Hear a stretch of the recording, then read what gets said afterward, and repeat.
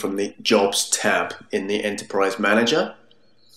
Here we can see some was set up in the past, 12-month help, archived, a nice overview of when the scheduling starts, what retention categories have been applied, etc.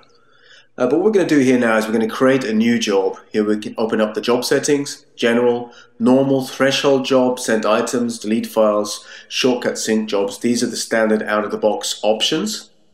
But right now what we're going to do is we're going to just set up a normal job. I'm going to call this one test 1. Here's the retention category that we'll apply to it. We'll talk about retention categories in a different presentation, but right now these are the ones that we've already got set up here under the retentions tab with their IDs associated with them. We can set when the job should start, so exactly what time, what day, and also when it should end. So you can specify, if you don't want it to run forever, you can specify when the scheduling should end, exactly which day. How long should it run for? Yeah, every day, for example. How many hours should it run for throughout that day? Let's say 2 or 3 hours, depending on the amount of emails you need to archive. And compression comes as default. So here we can see there's our job now called test 1. All we need to do is click schedule, and it's scheduled. It's ready to go.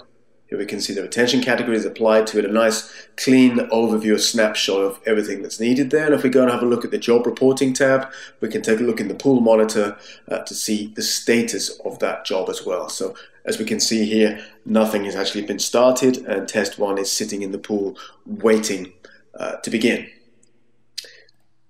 Let's take a look at another job now. Here we can set up a sent items job. Again, we can change the name. We can again call it sent all in this case.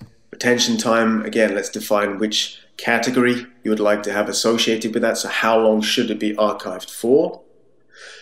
When it should start, when it should end. So the same thing, the same interval, and how long it should take to archive. You can set up the schedule interval. In this case, it's every 2 hours, for example. And there we go. Sent all now appears in the existing jobs list. What else do we have? We've got a delete files and a shortcut sync job here. Let's just check the shortcut sync job, see what that looks like. Basically, it's going to search over those shortcuts that are no longer associated with any type of mail or attachment that's sitting in the archive, and remove those from Exchange. Again, this again is relating directly to the retention period that you've also applied to it initially.